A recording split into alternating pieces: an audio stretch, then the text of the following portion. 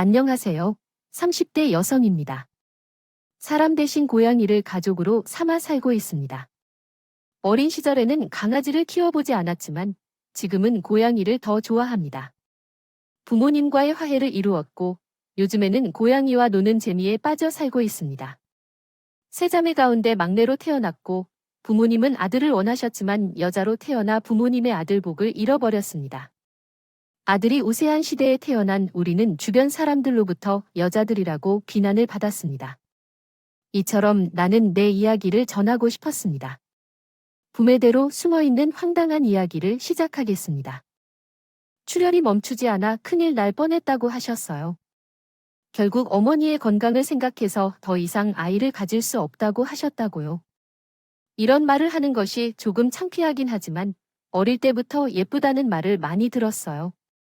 아버지는 성격이 좋으신데 우리 셋 중에서 나를 빼려고 했어요. 가족들과 함께 외출할 때면 딸 부잣집의 세 번째 딸이 제일 예쁘다고 한다는 소리를 자주 들었어요. 언니들은 제게 질투를 느꼈고 특히 둘째 언니가 저를 싫어했어요.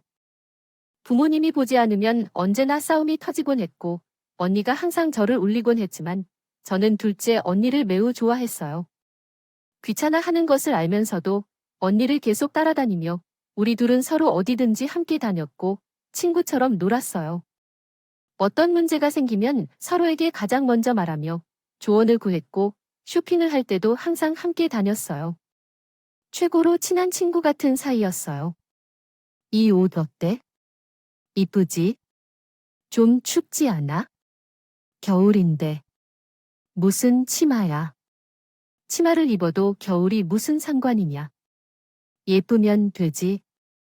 그렇게 하다가 감기에 걸려서 결국 바지를 입고 나가게 될 거야. 추리닝 이게 제일 편했어. 와, 어떻게 365일 내내 트레이닝복만 입냐. 매일매일 갈아입는 것도 대단하다. 진짜 얼굴은 이쁜데 완전 선머슴 같아. 정말 요리조리 꾸미는 걸 자체를 별로 안 좋아해서 외모에 한창 신경 쓰는 학창 시절에도 마치 유니폼처럼 트레이닝복만 입고 다녔어요. 활동도 편하고 의자에 앉을 때 신경도 안 쓰이고 겨울에는 따뜻하고 여름에는 시원한데 왜 여자들은 그 편한 걸 안 입으려고 하는지 도통 친구들이 이해가 되질 않더라고요. 친구들도 제가 이해 안 됐겠지만요. 그러거나 말거나 저는 유별나게 추리닝을 좋아했고 덕분에 학교에서도 유명인사가 됐어요. 그리고 대학에서도 여전히 저의 추리닝 사랑은 계속됐고요. 원래 꾸미는 걸 즐기지 않는 성향이었어요. 남들이 예쁜 얼굴 왜 그렇게 썩히냐면서 예쁘게 꾸미고 다니라고 했지만 그런 말에 휘둘리지도 않았고요. 그런데 대학교 3학년 때 정말 겪고 싶지 않은 끔찍한 일을 겪게 됐어요. 학교 수업을 마치고 카페에서 아르바이트까지 끝내고 나니 밤 9시였죠. 친구들이 술 한잔 하자고 했지만 그날은 컨디션이 별로라 집으로 바로 가는데 버스를 내려 걸어가는 골목길에 어느 순간 누군가 따라오는 느낌을 받았어요. 처음에는 괜한 의식이려니 했는데 한참을 따라오는 발소리에 뭔가 이상하다 싶더군요. 갑자기 너무 무서워져서 걸음이 빨라졌고 마침 앞에 아버지가 마중 나오셔서 마주쳤어요. 너무 무서웠기에 눈물이 날 것 같았지만 따라오는 사람이 누군지 확인하고 싶어 돌아봤는데 정확하게 보지를 못하고 남자라는 것만 알게 됐어요. 긴장한 저를 보면서 아버지가 놀라셨고요. 정은아, 왜 그래? 무슨 일이 있었어? 아니에요, 아빠. 누가 따라오는 것 같아서 내가 착각했나 봐. 뭐, 누가 따라와? 어디 있어? 내가 잘못 봤나 봐요. 들어가요, 아빠. 정은아, 앞으로 아빠가 마중 나갈 테니까 늦게 들어올 때는 연락해. 알았지네? 그럴게요. 주택가에 살고 있어서 집에 가는 길에 골목이 으슥하긴 했어요. 그래도 한 번도 위험하게 느낀 경우가 없었는데 이상하게 그때부터 누군가 저를 지켜보고 있다는 느낌이 들기 시작했죠. 처음 그거야 알았을 때는 단순하게 생각했어요. 그저 내가 예민한 거라고 누가 나를 해코지하려고 하겠어라고요. 그런데 제가 너무 쉽게 생각을 했던 모양이었죠. 그날 이후 저희 집안에 이상한 선물 박스가 오고 편지도 왔어요.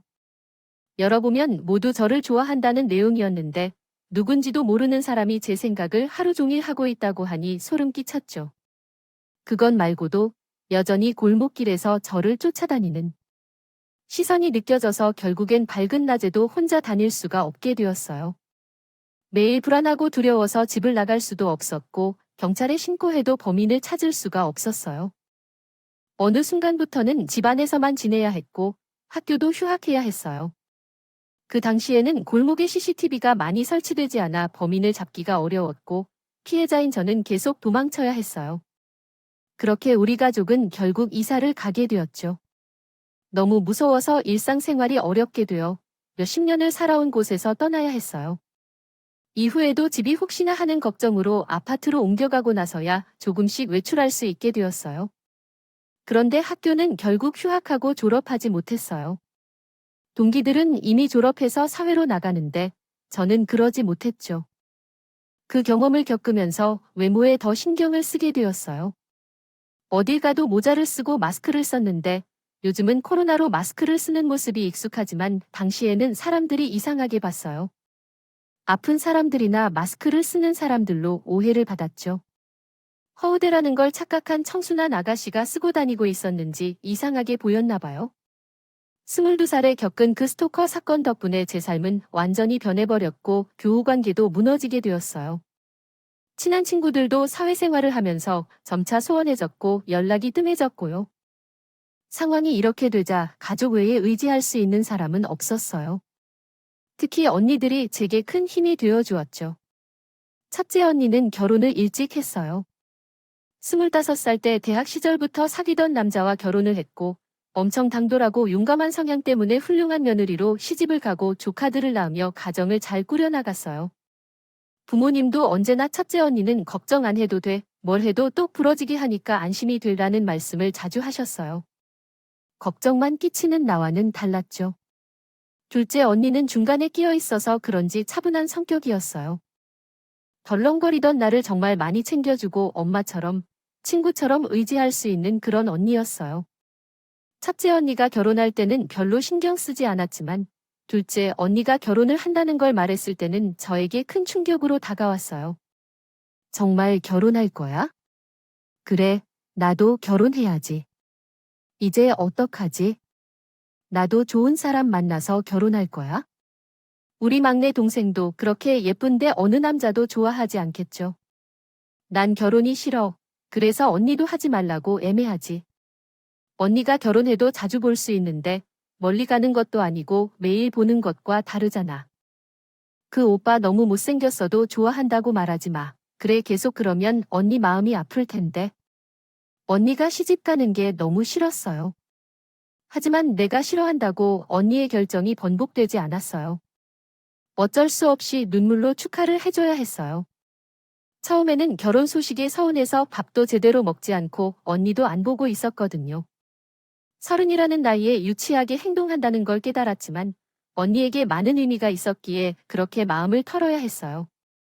그러던 중 언니가 속상하다는 걸 알게 되었고 저도 언니를 위해 홀로 석도를 해야 한다는 생각이 들었어요.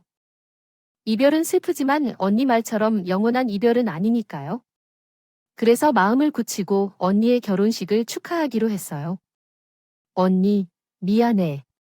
언니가 결혼한다니까 영원히 떠날 것처럼 느껴지니까. 그래서 내가 어딜 가겠어? 신혼집도 여기서 10분 거리에 있으니까 자주 놀러 올 거야? 응, 진짜로 결혼해도 나를 잊지 않을 거야? 그럼 너도 변하지 마. 자주 가서 노는 것 이쁜이와 서로를 안아줬어. 이쁜이 마음을 잘 알아서 웃으면서 결혼식을 축하해줘야겠어. 그때 마음을 푼 후 본격적으로 결혼 준비를 도와주었어. 예비 신랑에게 마음은 아쉽지만 평생에 한 번 있는 결혼식, 나를 넘어선 이쁜이 모습이 기대돼. 예식장 예약, 혼수 용품 살펴보고 청첩장 디자인 고를 때 결혼식 준비를 도와주고 있어. 이쁜이는 피부과 시술을 예약해줬어. 요즘은 시술 받으면서 예쁨이 오른다고 하니 큰 용기를 내서 예약했다며 시술 받으러 오라고 했어.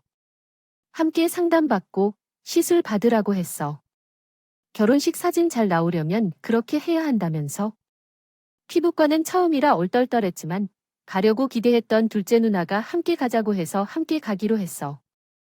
보톡스도 받고 콧줄 시술도 하려고 하니 기대돼. 내가 놀라운 것은 의사 선생님이 남자라는 사실. 여기는 여자들이 많아서 놀랐어. 여자 의사 선생님을 만나기로 했어요. 선생님은 첫째 언니보다 나이가 많아 보이는데 손끝이 의외로 부드러우셨어요. 시술을 받는 동안에 최대한 불편하지 않게 해주시는 모습에 믿음이 생겼어요. 반짝반짝하는 피부를 보면서 피부과에 가는 이유를 이해했답니다. 다녀올 때마다 달라지는 얼굴을 보며 꾸준한 케어를 받고 싶은 마음이 들더라고요. 결혼식을 위해 만반의 준비를 했어요. 그날은 정말 아름다운 신부로 변신했어요. 결혼식 당일, 울지 않으려 했으며 언니의 행복한 모습을 지켰죠. 다들 눈물을 흘리며 축하의 말을 전했어요. 신혼집이랑 10분 거리인데도 슬픔을 감출 수 없었죠. 결혼식이 끝나면서 언니는 반쪽을 만나러 떠났고 가족은 허전한 마음으로 남았어요.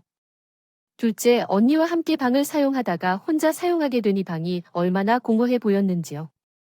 사람이 든 자리는 표시가 안 나도 나의 자리는 표시가 난다는 게 있잖아요. 태어나서 한 번도 떨어져 지낸 적이 없던 나는 그 공허함이 더 컸던 것 같았어요. 언니 생각만 하면 자꾸 눈물이 나려고 해서 일부러 몸을 바쁘게 움직였죠. 운동도 하고 아르바이트도 다시 시작하고요. 이왕이면 직장을 가지고 싶었지만 아직은 여러 사람을 대하는 게 쉽지 않아서 짧게 일할 수 있는 아르바이트만 할 뿐이었어요. 조금 더 나아지면 직장도 제대로 찾고 그래야겠다 생각하며 살아가고 있었는데 피부과에서 시술을 받으러 오라는 문자가 왔어요. 큰언니가 금액권으로 끊어졌는데 금액이 많이 남아 있었거든요. 둘째 언니는 바빠서 못 가봐도 되니 나한테 남은 금액만큼 다 관리받으라고 했어요. 안 받기도 아깝고 해서 혼자 시술을 받으러 갔어요. 낯선 곳을 잘 못 가는 나였지만 둘째 언니와 함께 다녔던 피부과라 조금은 편하게 방문할 수 있었어요. 일주일에 한 번 정도는 가게 됐는데 나도 여자니까요. 시술 받고 나와서 반짝거리는 피부를 보면서 기분이 바뀌었어요. 그 기분이 좋아서 병원만큼은 부담 없이 편하게 갈 수 있었고 자주 가면서 의사 선생님과도 친해지게 됐어요. 정은 씨는 이마가 진짜 예뻐요. 얼굴에서 보톡스 주사를 맞은 것 같아 정말이에요? 앞머리를 길러보세요. 예쁜 이마가 가려져 있어요. 근데 표정이 이전보다 어두운 것 같아요. 누나가 결혼해서 그래요. 어떻게 대처했나요? 내 눈에는 다 보여요. 누나를 많이 좋아했겠네요? 누나와 친한 사이였으니까요. 그래서 더 서운하겠죠. 서운한 마음을 겨우 참고 지내고 있는데 의사 선생님이 거기를 건드려 주니까 울음이 터져버렸어요. 시술 때문에 병원 침대에 누워있을 때 울음이 나니 우스워 보일 수 있지만 한 번 터진 눈물이 멈추지를 않았죠. 항상 예약이 꽉 찼던 병원이라 빨리 시술을 받고 일어나야 했는데 눈물이 멈추지 않아서 미안했어요. 바빠실 텐데 눈물이 흐르네요. 괜찮아요. 시간이 지나면 조절될 거예요. 그 언니 얘기만 해도 눈물이 나네요. 우리 정은 씨가 여려서 어쩌나요? 차차 좋아지겠죠. 아직은 서운한 마음에 눈물이 나네요. 생각해 주셔서 감사합니다. 얘기하고 싶은 거 있으면 언제든 오세요. 나, 정은 씨 얘기. 그게 다 선생님을 대한 그런 기대감 때문이야? 그러니까 선생님께 한 가지 충고를 드리게. 그냥 일반적인 친구나 가족처럼 대하려고 해. 선생님을 너무 성급하게 붙잡을 필요는 없어. 선생님께서도 너를 잘 이해해 줄 거야. 큰일이구만. 그 사람, 제 이상형과 똑같은 건데요. 내 이상형이라니까요. 처음으로 만났을 때 깜짝 놀랐단 말이야. 그래서 한 번에 반했어요. 내가 그런 말을 안 했나 봐요. 당신 처음 들어요. 정은 씨를 정말 많이 좋아해요. 여동생 같기도 하고 고마워요, 선생님. 고마우면 한 끼 밥이라도 사주던가 식사하실래요? 나도 사람이니까 당연히 밥 먹을 수 있겠죠. 정훈 씨 정말 귀엽대대요. 밥 사달라는 말에 기꺼이 식사 대접을 하겠다고 했고 우리 병원 밖에서도 만났어요. 그날은 남자가 아니라 선생님으로 대접을 받아서 같이 식사를 하면서 선생님이 싱글이라는 걸 알게 됐죠. 왜 아직도 싱글이냐는 제 질문에 선생님이 이상형을 기다리고 있었지라고 답했어요. 그래서 제가 깜짝 놀랐지요. 혹시 오해를 할까봐 아무 대답도 못하고 얼굴만 붉혀서 있자 저를 여자인 남자로 만날 거라고 말했어요. 남몰래 저를 좋아하고 있었다면서 의사라는 직책 때문에 솔직하지 못했다고 하더라고요. 전혀 예상치 못했지만 좋은 말이었어. 나도 호감이 있었으니까. 그래서 우리는 연애를 시작했어. 바쁜 일 때문에 데이트를 자주 하진 못했지만 그래도 시간을 내서 만나려고 노력하는 모습을 보면서 내 마음도 점점 진심을 느끼게 되었어. 우리 사이를 비밀리에 유지하며 연애를 이어가던 중 어느새 우리는 서로에게 더 깊은 감정을 품게 되었어. 늦은 밤까지 일하는 날이 많아서 주로 그의 집에서 만났고 함께 저녁을 먹고 영화를 보고 쉬면서 서로에 대해 더 많이 알아가며 더욱 깊은 사이가 되어갔어. 우리가 만난 지 1년 정도 되던 때 그가 나에게 결혼하자고 제안했어. 나도 둘째 언니의 신혼생활을 지켜보면서 사랑과 행복을 꿈꾸게 되었고 그의 청혼을 받아들이게 되었어. 엄마는 누구를 만나는지 궁금해하던 참이었는데 비밀로 사귀는 것이라 기다려주셨고 갑작스럽게 결혼하겠다고 하니까 깜짝 놀랐고 언니들도 갑작스런 소식에 놀래했지만 진심으로 축하해주셔서 기뻤어.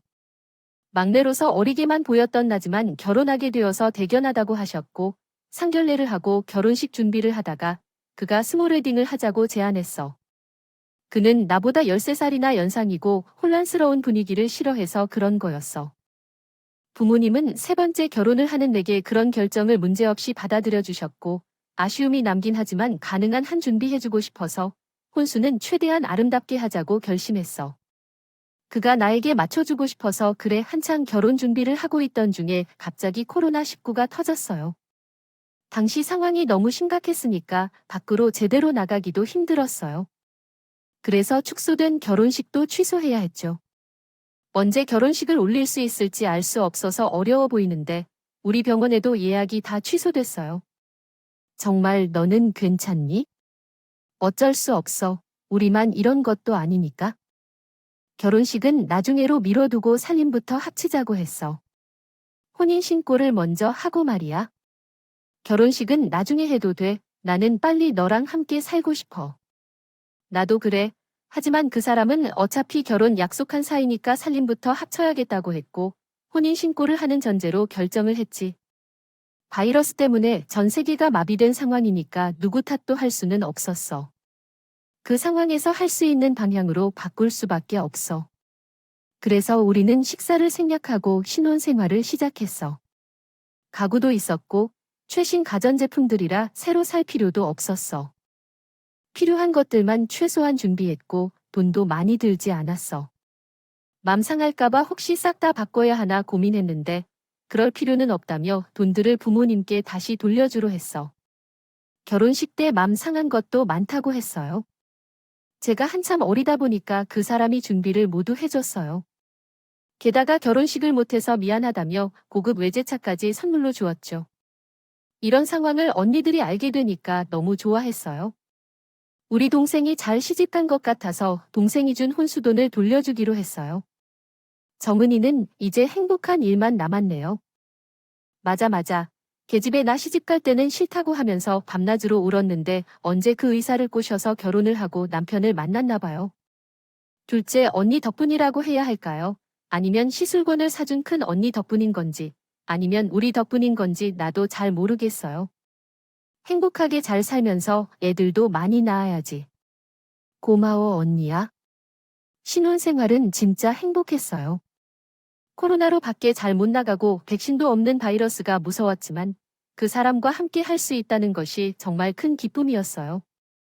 병원 운영을 해서 그 위험한 상황에 나가는 남편이 걱정됐지만 한편으론 든든하기도 했어요.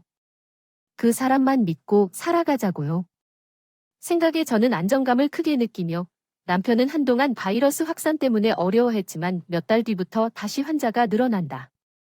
우리는 시술로 유명한 병원에 있어 회복 속도가 빠르다.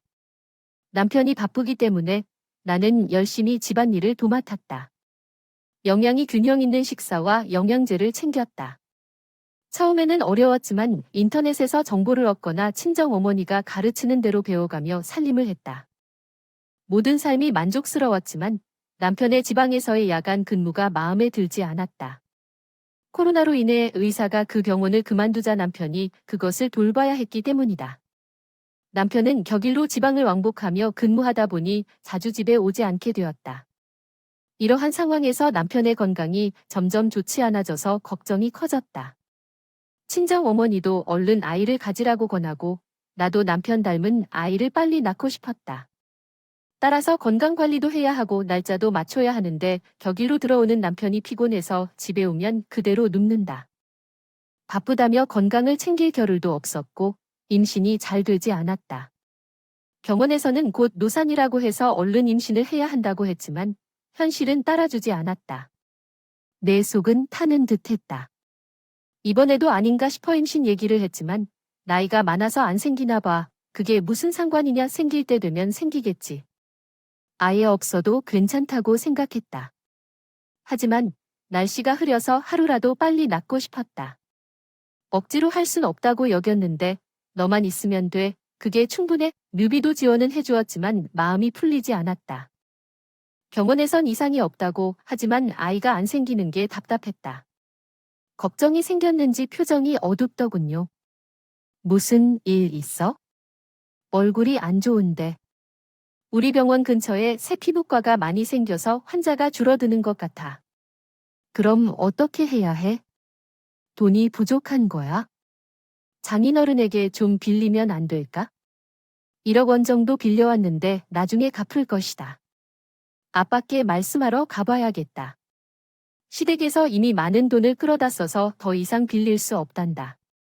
아이들의 부모님에게 부탁을 하라고 했다.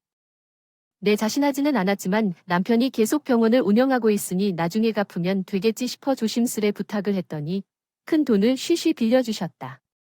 결혼할 때 혼수도 제대로 준비해줬거든. 다른 돈도 아니고 병원에 필요하다고 하니 우리가 빌려주겠다고 했어. 고마워 엄마. 이 돈은 우리의 노자금이야. 대신 잊지 말고 갚아라. 알았지? 꼭 갚을 거야. 진짜 약속해. 그래. 그 박서방 먹는 거 잘 챙겨주고 코피도 차주면서 보약도 해줘. 알겠어. 걱정 마. 엄마. 진정해. 부모님이 빌려주신 1억으로 남편은 기계를 새로 살 수 있었다니 좋아했어. 그렇게 지내다가 병원을 리모델링해야 한다고 했어. 도움을 줄 수 없을 것 같아.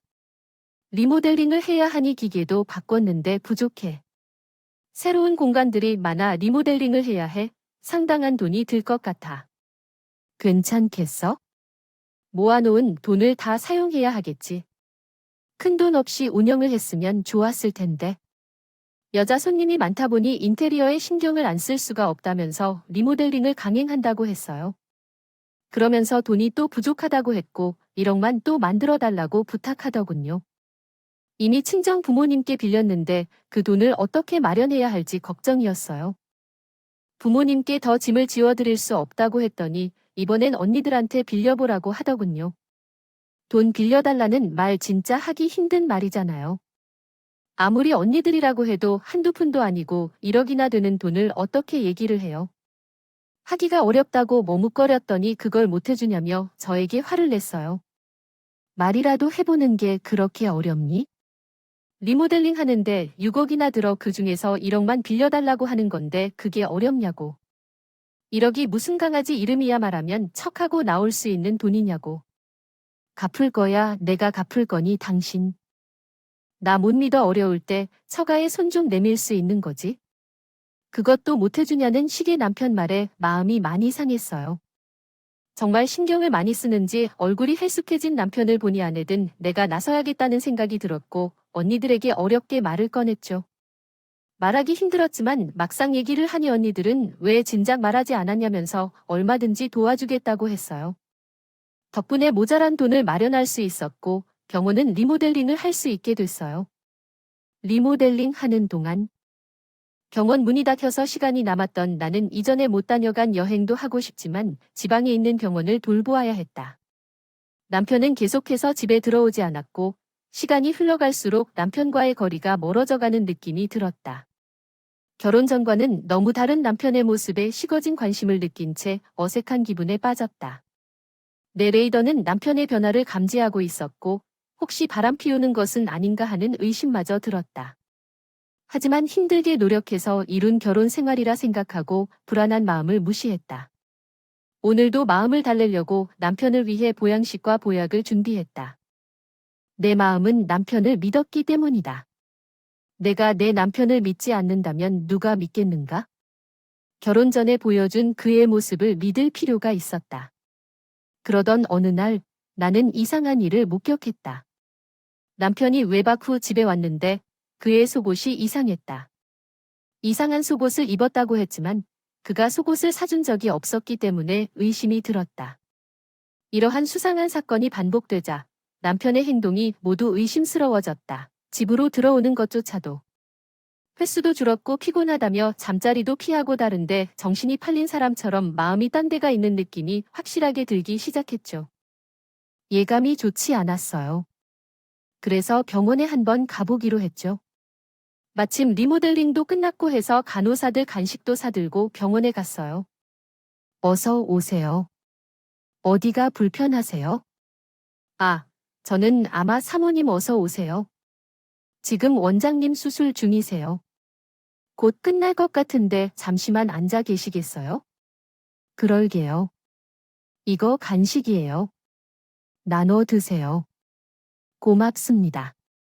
병원에는 못 보던 직원이 있었고 새로운 사람이라고 했어요. 남편 병원에서 오래 근무한 여직원이 저를 먼저 알아보고 안내를 해줘서 대기실 한켠에 잠시 앉아 있는데 리모델링을 해서 그런지 정말 병원이 바빠 보였어요. 이대로만 되면 부모님과 언니들 돈은 금방 갚을 수 있을 것 같아서 안심도 됐고요. 잠시 병원을 둘러보다가 잡지책으로 시선을 돌렸는데 그때 병원 전화가 또 울렸어요. 새로운 신입이 전화를 받았고 아는 사람인지 밝은 목소리로 응대하는데 대화 내용이 이상했어요. 네, 사모님 원장님 지금 수술 중이세요? 네네, 수술 끝나시면 댁으로 전화 드리라고. 전화할게요. 알겠습니다. 살펴 들어가세요. 정 선생님 원장님 댁에서 전화가 왔어요. 사모님이 연락을 요청하셨어요. 어느 선생님이라고 하셨던데요. 알겠어요. 제가 해결하도록 하겠습니다. 신입 직원이 오래된 간호사에게 전달 사항을 전해주는 도중 내용이 이상해서 간호사가 당황한 표정을 짓더군요. 이상한 대화가 진행되는 것 같아서 불편했고 마치 나에게는 들어서서는 안 될 비밀을 보는 듯한 느낌이 들었습니다. 갑자기 그 상황에서 불편해져서 자리를 떠나고 집으로 돌아왔습니다. 하지만 머릿속은 혼란스러워서 평정심을 잃어버렸고 이 이상함을 내일 남편에게 확인하고 싶었으나 그 전에 확인할 필요를 느꼈죠. 남편은 이미 자리에 없었고 내가 불안해하니 주차장에서 차량 블랙박스 칩을 가져다가 영상을 확인하였습니다. 그리고 집 외에 여러 집들 사이에 오갔던 집들을 찾았죠. 하나는 주거지, 다른 하나는 아파트였으며 낯선 장소여서 의심이 들었습니다. 핸드폰 통화 내역을 확인하니 두 여성들과의 대화가 있었는데 그녀들에게 제 남편이 여보라고 말한 대화도 있었습니다. 귀로 듣더라도 믿기 어려웠죠. 제가 동영상을 따로 저장하고 남편에게 이상한 일이 없었다고 속여 앗아가려고 했으나 그 이후에도 의문이 들어서 병원에 근무하는 오래된 간호사에게 다시 얼굴을 보자고 제안했습니다. 간호사는 드머서긴 했지만 제가 말한 이유를 듣고는 뒤 제가 단호하게 말했어요. 우리 사이 정리하자고요. 무슨 말씀이세요? 저 어제 정확히 들었어요. 여자가 전화 온 거, 병원에 대해 우리도 다 알고 왔어요. 솔직하게 말해주세요. 아니면 실장에게 얘기하겠어요. 당신의 바람난 행동에 대해 어떻게 얘기하시는 건가요? 저는 동성지간의 도움으로 여러분의 비밀을 알아냈어요. 사실 간호사가 다 알려줬어요. 제외해서 사모님이라고 불리는 여자가 다른 여자들이 있었고 병원 전화 관련 사항을 모두 손질했다고 해요. 그 대가로 월급을 2배로 받는다고 하더라고요. 간호사가 제 남편과 바람 피웠냐고 물으면서 확신을 제시했어요. 여자가 둘이나 더 있었다는 건 제 마음을 두근거리게 했어요. 저는 그 사람들의 연락처를 원했어요. 그들이 무슨 말을 하는지 듣고 싶었거든요. 간호사는 저에게 2개의 연락처를 줬어요. 마음이 떨렸지만 하얗게 불태워서 그들에게 전화를 했어요. 접전당해 화내면서 상간녀라고 불렀어요. 충격적이었답니다. 제 얼굴도록 의젓하기는 힘들었어요. 보고 얘기하자고 한 적이 있어요. 만나기로 한 장소를 말하며 그쪽으로 오라고 했고 둘 다 알아들었어요. 전화를 끊고 나서 그 사람에게 전화를 했어요. 새 집을 사는 거 알 거라고 왜 나와야 되라고 했어요. 여보세요. 오해하지 마세요. 새로 이사 온 거라고요. 아니야. 그게 아니라 만나서 설명하러 와야겠으니까. 알았어. 알았어. 곧 올게 조금만 기다려. 전화를 끊고 저는 그 세